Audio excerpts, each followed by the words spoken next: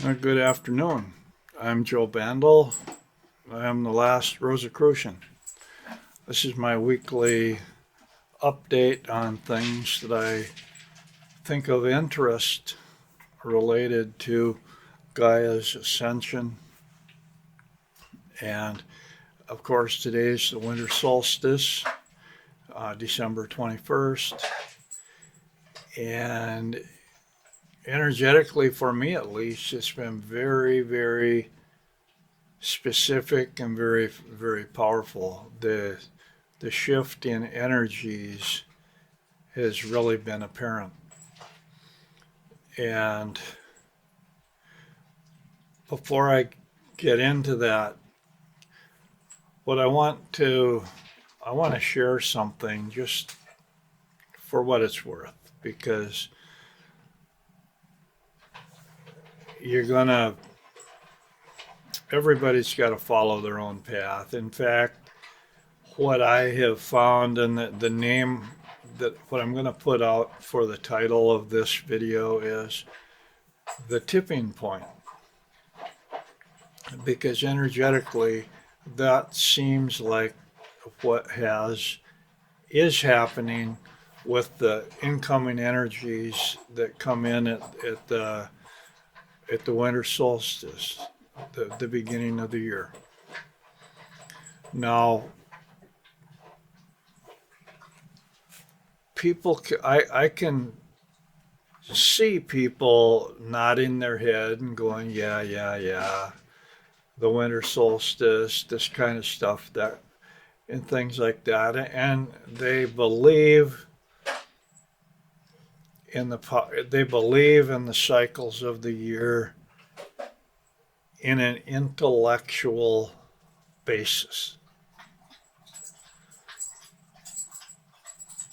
That's the problem. What I am talking about is where a person has achieved a point in their own spiritual path, if you will, that they literally experience the energies of the winter solstice when they come in. And it is not, I want to say it's not that hard to do. In a way, maybe it is, but in a way, maybe it's not. And I'm going to say that truly knowledgeable people in the occult and in metaphysics, they know the energy is real because they feel the energy. It is within them, and they can feel it happening. Their system is not only sensitive to these energies, but they actively work with these energies. And traditionally, through all kinds of traditions, what we're talking about is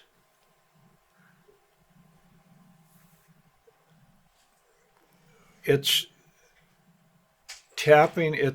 connecting to the solar and lunar cycles in whichever way a tradition expresses that, represents that.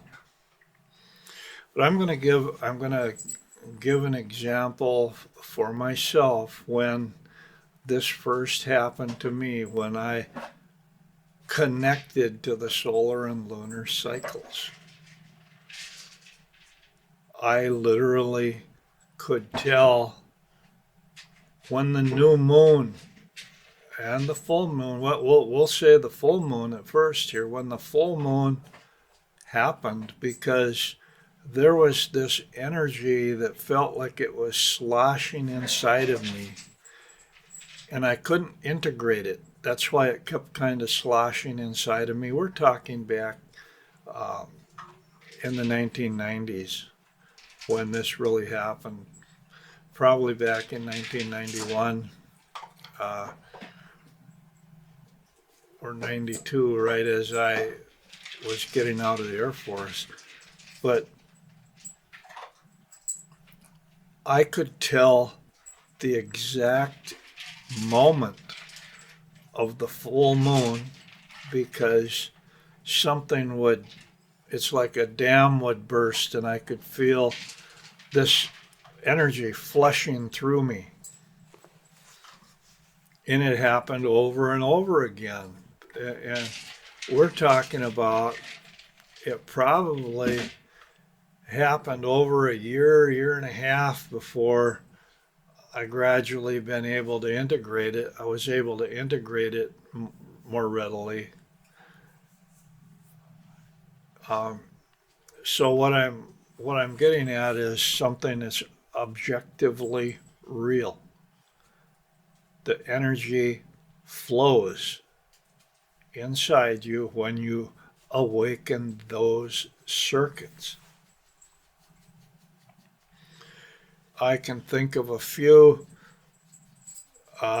traditions that talk about working with the solar and lunar cycles that way. The thing is, a person can read these things, they can read about them, they can get an intellectual understanding, they can get a symbolic understanding. But until it organically happens to you, uh, you don't really get it.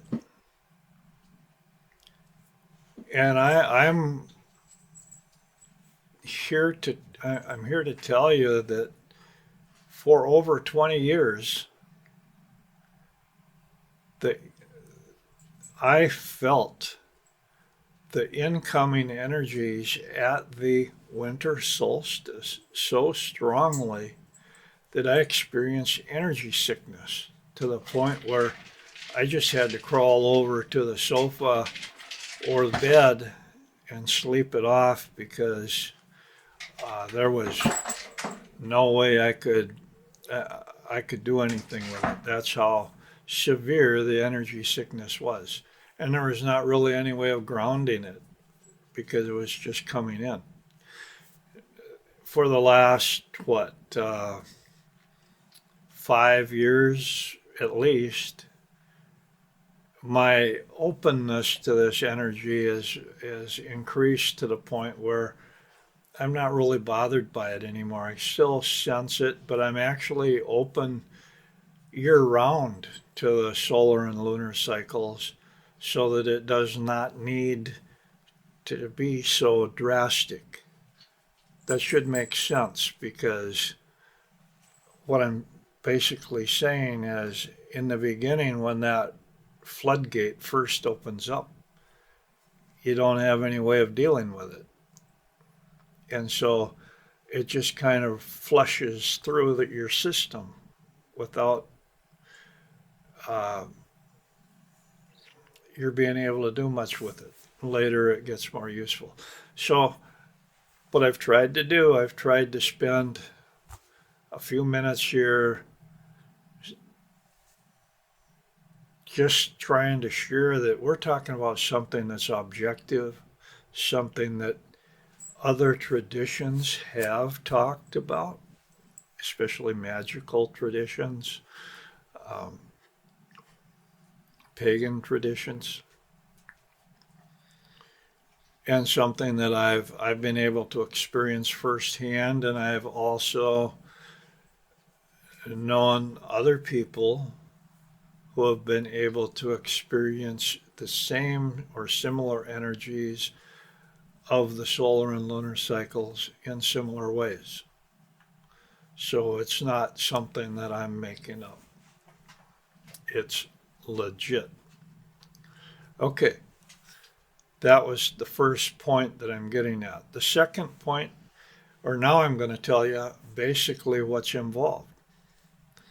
And it's really kind of stupid because if people understood how you connected to the solar and lunar cycles, you would do it. At least I think you would do it.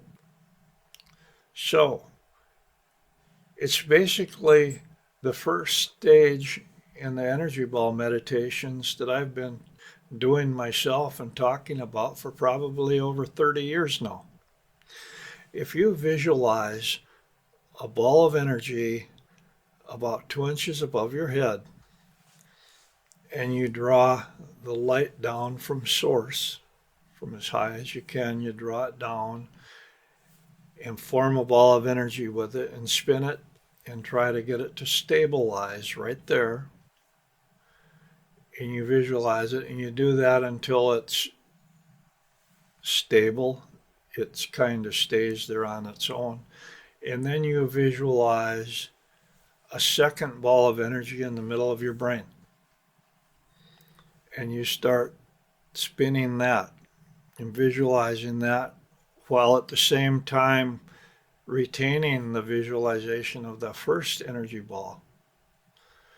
When you have them both visualized and then try to smash them together, forcibly force them together until they shift and create one energy.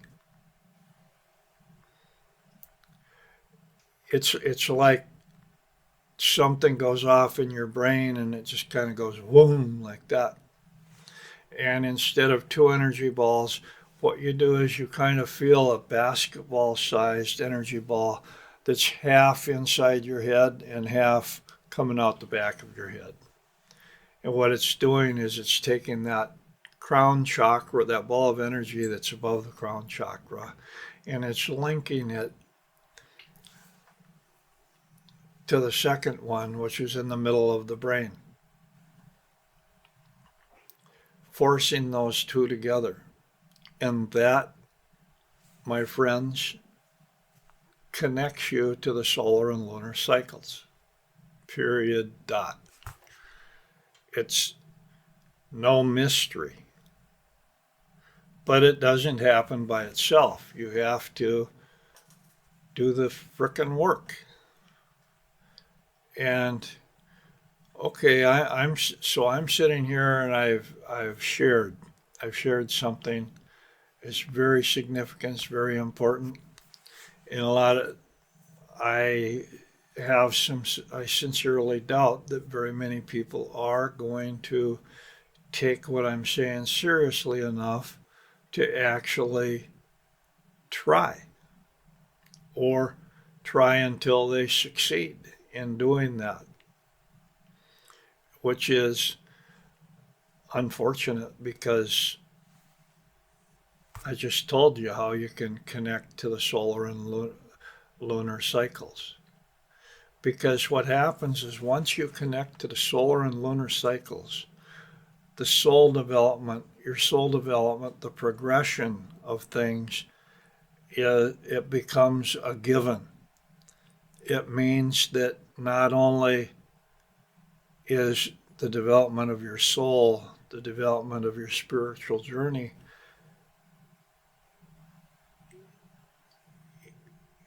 in the beginning, depends completely upon your own personal efforts.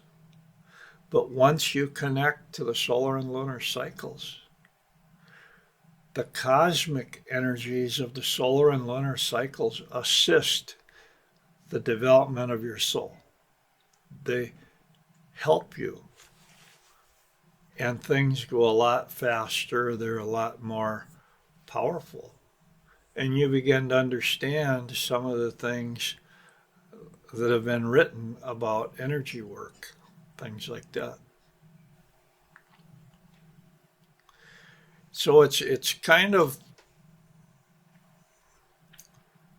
a bittersweet feeling, I think, because just knowing that I can say this, and people there's people who will kind of listen to what I'm saying. They'll maybe nod and go, "Yeah, okay, I get that," or this kind of stuff. And maybe they'll even believe it or give me the benefit of the doubt. But are they going to go out and do it for themselves? Are they going to go out and experience it for themselves? No, they're not. And why is that? It's because in today's world, this, the path of spiritual development, the journey of the soul, has been intellectualized. It has been intellectualized to the point where it's almost divorced itself from organic reality.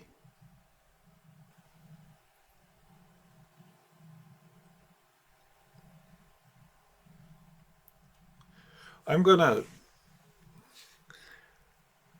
I'm going to share something else that's related in a way to that, because over the years we all have emotional wounds of some kind or another, deep pain, deep hurts, things like that. And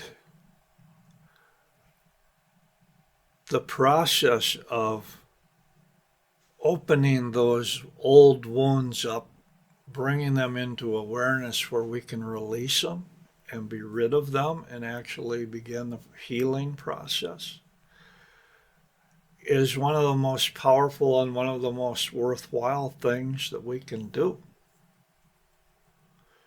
And it means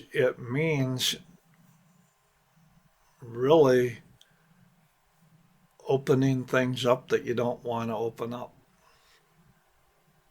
But that's where the work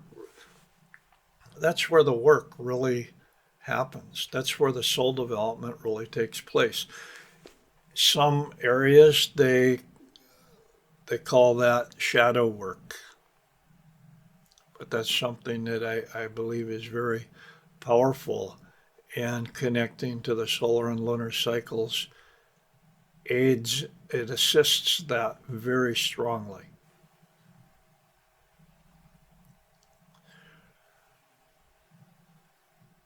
However, compare that, compare the process of deliberately working, doing shadow work, to think good thoughts, think good thoughts, think good thoughts. Because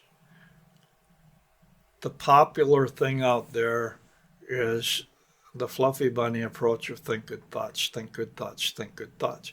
There's nothing wrong with thinking good thoughts. In fact, that's an important thing to do, but it is important to open up your own energy channels, and if they're blocked because of physical injury, emotional injury, or mental injury, and they have to be dealt with at some point in time, especially if you're going to try to work with energy at any level of being an energy worker or a healer or something like that. Because as soon as you start channeling energy, things break, things pop. Anything that's repressed is going to start coming out. It's common knowledge. I shouldn't say it's common knowledge, but for the people that know about it, it's common knowledge that it is dangerous to begin working with tantric energies, for example, if you have not opened up some safety valves beforehand, so that psychotic episodes don't happen, because you trigger things, and if it doesn't come up into awareness where you can deal with it, it's going to come out in physical psychotic behaviors. Psych should I say psychotic? They're unconscious behavior patterns. So, and that's the danger. That's part of the process of uh, the importance of meditating, circulating the energy around, which brings up the last point that I'm going to bring about that I'm going to bring up, dealing with the winter solstice, dealing with this energy work, things like that, because I have not shared a lot about this kind of stuff, but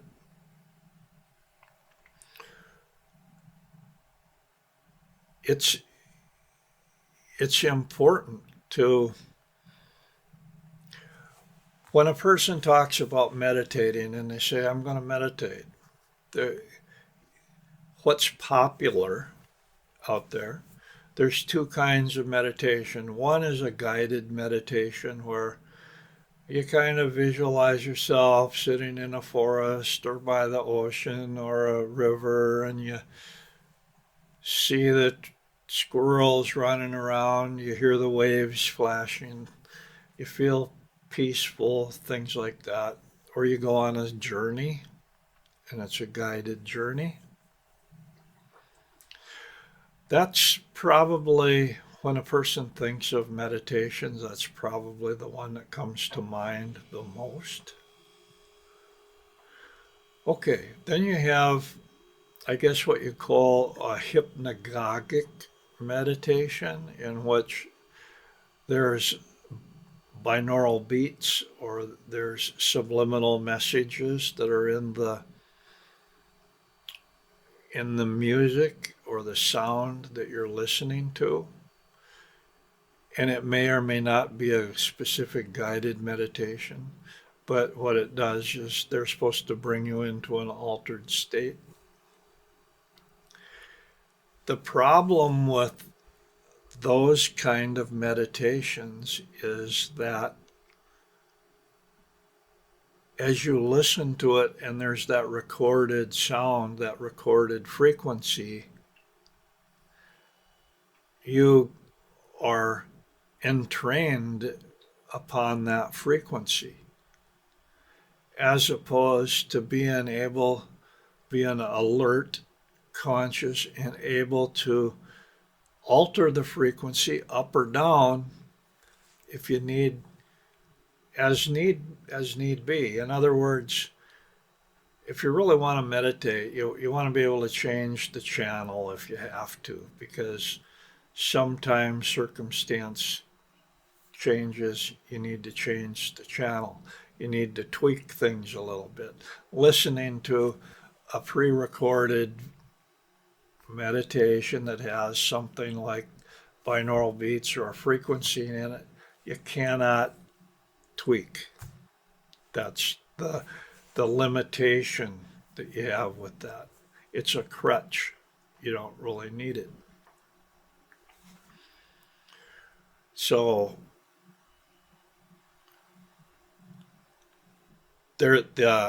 another way that they say meditating is where you just kind of sit and you relax and you empty your mind and you empty your mind and you empty your mind until you're mindless, and you wait for something to receive, something to come in. Okay, now each one of these methods that I've mentioned, they could have something good. You could go out, you could get a good experience with them or whatever. However, the most powerful type of meditations are meditations like the energy ball meditation, which I have done, where you are actively manipulating the astral substance. You're actively working with the energies, reaching up, bringing energy down, forming a ball with it, spinning it in your mind. This is a lot different than going on a trip where you just kind of have the imagination. This is where it's focused energy to achieve a specific desired result. And I'm going to just leave this with you as a suggestion, which is if you really want results in your meditations, you need to be able to consciously direct those meditations and work with them. In other words, the passive routine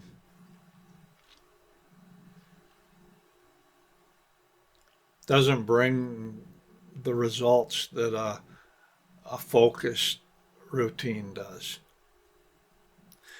Now, guided meditations that are quite focused can be powerful in themselves.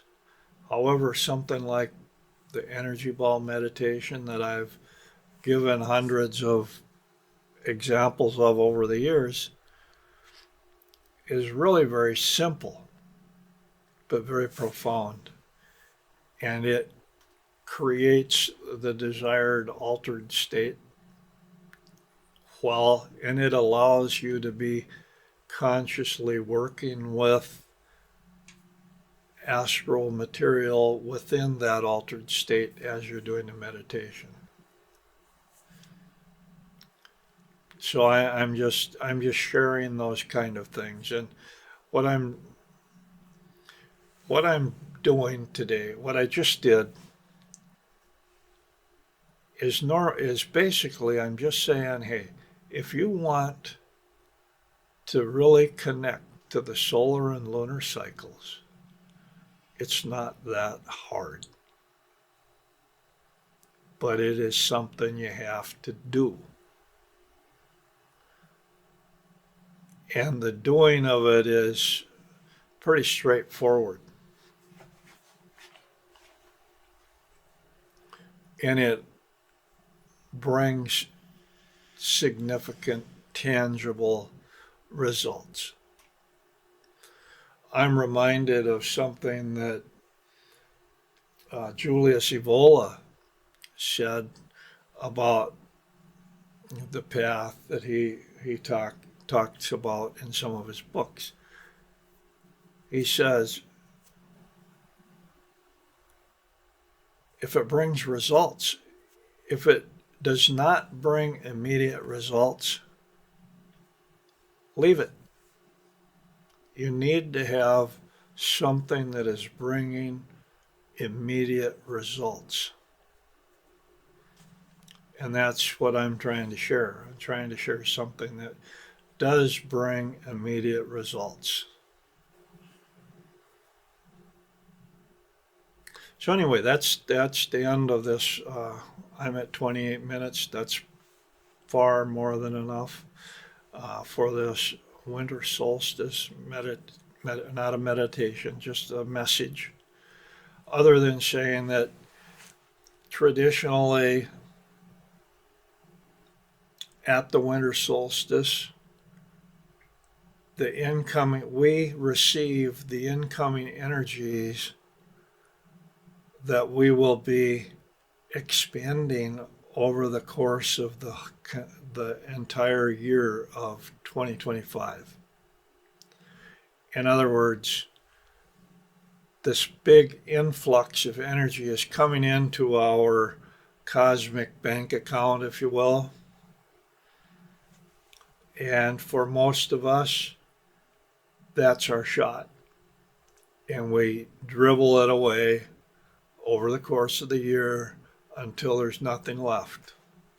And you can tell by Christmas time or that dark period between Thanksgiving and Christmas, just who has run out of that light, because they really they have difficulties because there's no more light.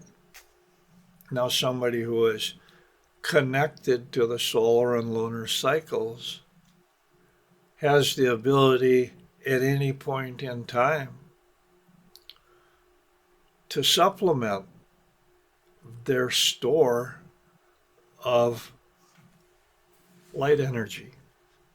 That's why it's so powerful, because if you are not tapping into the solar and lunar cycles, The only energy that's going to be available to you is energy that has come in to you at this time of year. Anyway, that's enough of that for now. Take it for what it is. I'll talk to you next week. Thank you. Bye.